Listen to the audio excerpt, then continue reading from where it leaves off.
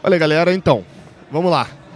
Eu tô aqui no Morumbi ainda, na verdade, né? Se você tá vendo esse vídeo no domingo, é porque eu estou gravando antes. É bizarro isso daqui, né?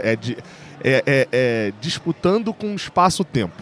Porque eu estou gravando isso daqui antes do jogo contra o São Paulo. Isso daqui tá passando no intervalo do jogo entre Fluminense e São Paulo. São Paulo e Fluminense aqui no Morumbi. E além disso, deixa eu até botar a câmera um pouquinho mais pra perto aqui de mim. E além disso, eu ainda tô publicando isso como um vídeo, né? Já que eu tinha prometido falar desse assunto, no domingo, em que eu estou voltando de Fluminense e São Paulo. Então, você que está acompanhando aqui o Raiz Tricolor, se inscreve aqui embaixo, dá um like aqui também se você gostar desse vídeo, né? O like serve para isso, para você dizer se gostou ou não do vídeo. Qual que é o assunto que eu prometi falar aqui? Dois assuntos que foram publicados no GE. Globo, duas saídas do Fluminense. A primeira delas é Alexandre Jesus. Alexandre Jesus saiu do Fluminense, foi emprestado para Tombense e com essa saída do Alexandre Jesus, o Fluminense ganha um espaço. E aí, assim, é importante a gente começar falando sobre Alexandre Jesus, depois a gente falar do Alan. Isso por quê? O fato da saída do Alexandre Jesus não muda praticamente nada financeiramente no Fluminense. O Alexandre Jesus, emprestado para Tombense, muito provavelmente o Fluminense continua pagando o salário dele, e mesmo se não continuar, é um salário relativamente baixo ali, que não faz muita diferença. Qual que é o problema? O Alexandre Jesus, eu falei essa frase, eu demorei a falar essa frase, porque eu demorei a pensar nessa frase. Mas cada minuto do Alexandre Jesus em campo pelo Fluminense, em 2022 e 2023, foi perda de tempo. Em 21, ele estreou fazendo um gol, você tinha alguma coisa assim, mas em 22 e 23 foi perda de tempo. E foram, em 2023, foram mais de 20 minutos jogando como lateral direito e esquerdo, que poderia ter sido utilizado para utilização para outros jogadores, até porque foram em dois jogos. Um deles, que não fazia a menor diferença, era de um jogo para poupar, foi o jogo contra o Paysandu no Maracanã. E o outro, perdão, Paysandu no Maracanã não, Paysandu no o 3-0 do Maracanã, 3-0 do Maracanã, exatamente, que ele entrou como lateral direito, e depois o jogo contra o Goiás, em que ele entra, tá 2-1, e o Fluminense toma um empate.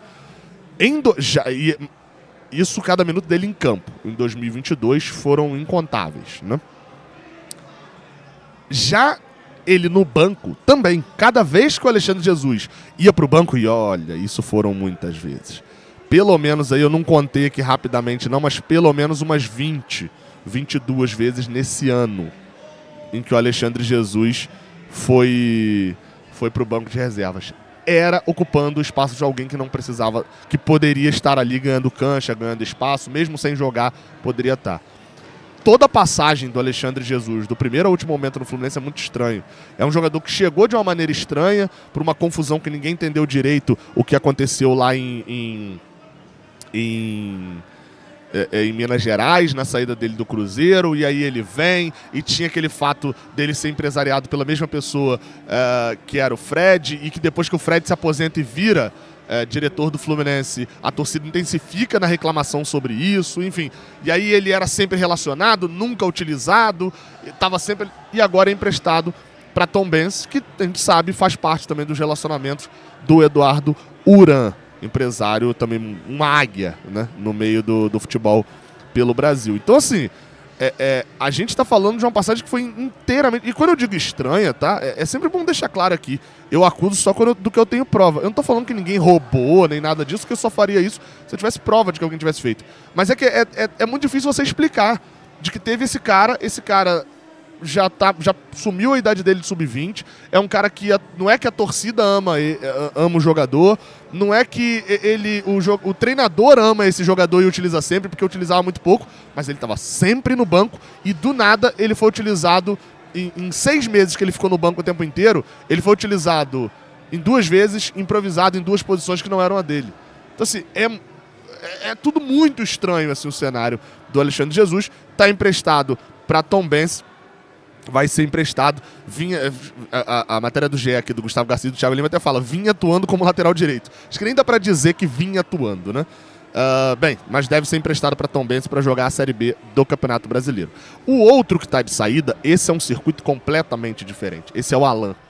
Alan, atacante do Fluminense, que durante muito tempo muitos torcedores queriam que viesse, eram desesperados para vir, e eu era um desses quando ele estava na Áustria, quando ele foi para a China, mas quando ele veio, eu fui buscar uns vídeos que eu fiz na época e tal, eu sempre tinha um pezinho atrás. Ficava muito feliz porque era um jogador que, pô, chegou... Ele não é bem revelado em Xerém, né? Ele já tinha jogado pelo Londrina e tal, mas vem pra cá pra fazer o finalzinho da base de Xerém.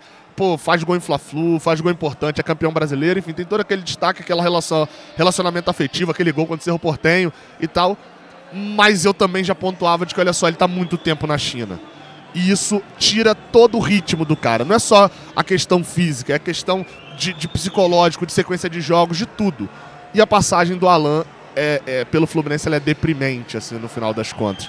Ele recebeu uma proposta da China, não deve mais jogar pelo Fluminense. Alan tá com 33 anos, já não foi relacionado para o jogo que eu vou ver daqui a pouco. Vocês estão vendo no intervalo e já viram, se estiver vendo isso no domingo. E apesar dele ter contrato até o meio do ano que vem, ele deve ir para a China agora já no meio do ano de 2023.